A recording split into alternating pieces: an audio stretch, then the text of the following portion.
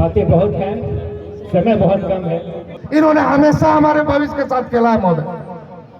तो अब वक्त आ गया है, निवेदन प्रतिवेदन का वक्त। आपके नशे में चूर सरकार है, इसको गरीबों की आवाज नहीं सुनाई देती है, इसको युवाओं की आवाज नहीं सुनाई देती। बन गया है कि आज सुशासन कुछ इतना बड़ा धमाका करे कि इनके कानों तक हमारी आवाज।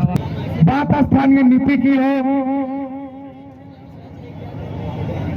या बात नियोजन नीति की हो, कि लंबे अरसे के बाद विश्वास नौजवानों को लेकर स्थापित राज्य की सरकार नौजवानों के बारे, लोकलिटी के बारे, स्थानीय के बारे, नियोजन के बारे चर्चा सीधे तौर पर तो कर सकती है।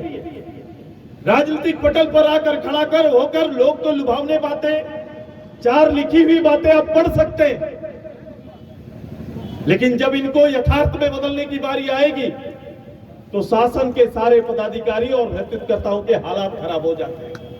और आज वही दशा आज है कि आपने कभी भी इन वादों से पीछे, चूंकि आपने व्यक्तिगत रूप से सोचा नहीं, नेतृत्व ने कभी भी इसकी एक मुट्ठी भर समय निकाल के चिंता नहीं की है। आपने अगर सोचा होता तो किसी सरकारी पदाधिकारी, बड़े वकील से पूछने की आवश्यकता नहीं होती कि मैं अपने प्रदेश के नौजवानों के लिए रोजगार के अवसर कैसे तैयार करूंगा। उसके लिए मुझे किसी वकील, किसी सरकारी पदाधिकारी की जरूरत नहीं पड़ेगी। एक राजनेता के दिल में यह विषय होना चाहिए। मैं आज के दिन बिखरे इस समाज को, बिखरे इस संघर्षशील नौजवानों को इस मंच के माध्यम से आह्वान करने आया हूं। ये बहुत कठिन काम नहीं है, लेकिन ज्यादा जरूरी वहां देखना और झांकना है। झांकना यह है कि राज्य के अंदर जो नौजवान रोजगार चाहते हैं उनका प्रारंभ स्कूल से होता है।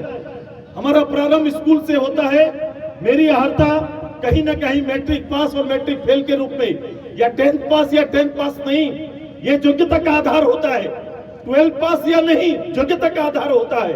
ITI, matric, BA, BSc, commerce में कोई जाए, टेक्निकल में जाए, आप इंजीनियरिंग करेंगे, डिप्लोमा करेंगे, आपका प्रबंधन में जाएंगे, कहीं भी जाएंगे तो डिग्रियां निश्चित रूप से उल्लेखित है और उसी डिग्रियों के आधार पर आपकी नौकरियां सजाई जाती है, चाहे देश के अंदर, राज्य के अंदर।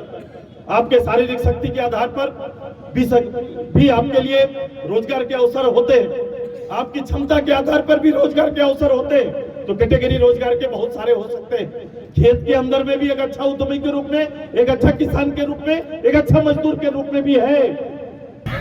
जहां पूरा प्रदेश और नौजवान, जिसके बारे आपने उल्लेख किया, चिंता में है, जिनके माथे पे लकीर इस बात को लेकर इंकित कर रही है कि लंबे अरसे से एग्ज़ाम और उसकी तैयारी करना, सरकार के 5 लाख नौकरी वर्ष देने का घोषणा, प्रोत्साहन भत्ता देने का घोषणा, इस बीच में नियमों का, नियोजन नीति का बनना, स्थानीय नीति का बनना, इन सारे नीति और रोजगार के घोषणाओं से त्रस्त यहाँ के नौजवान अपने भविष्य को लेकर चिंतित हैं।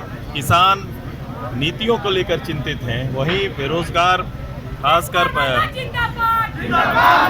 जो श्रमिक हैं वो भी अपने रोजगार के लिए चिंता में। तीनों वर्ग में चिंता की लकीर है।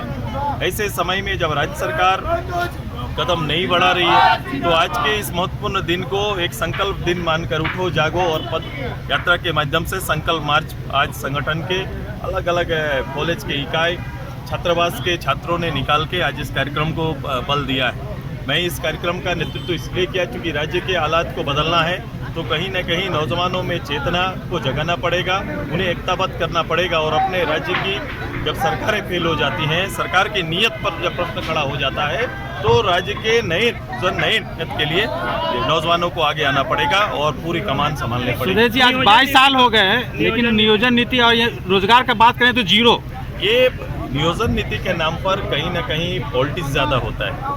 आप देखेंगे जिस राज्य को तरक्की करना है, जिस राज्य का लीडर अपने लोगों के प्रति ईमानदार होता है, उस राज्य इस बात का इंतजार नहीं करता बल्कि सीधे आगे बढ़कर अपने लोगों के हित में निर्णय लेना प्रारंभ करता है। ये सरकार निर्णय न लेकर कहीं ना कहीं राजनीतिक भारत सरकार और राज्य सरकार के अंदर में एक पॉलिटिक्स खेलने का इन्होंने काम किया है और ये अवसर देते हैं लोगों को न्यायालय में जाने का। ये बात न्यायालय में जाने की बात करते हैं, ये अवसर देते हैं, परिस्थितियां पैदा करते हैं ताकि कोई भी समस्या जो राज्य के अंदर है उसका समाधान ना हो पाए। आज ऐसे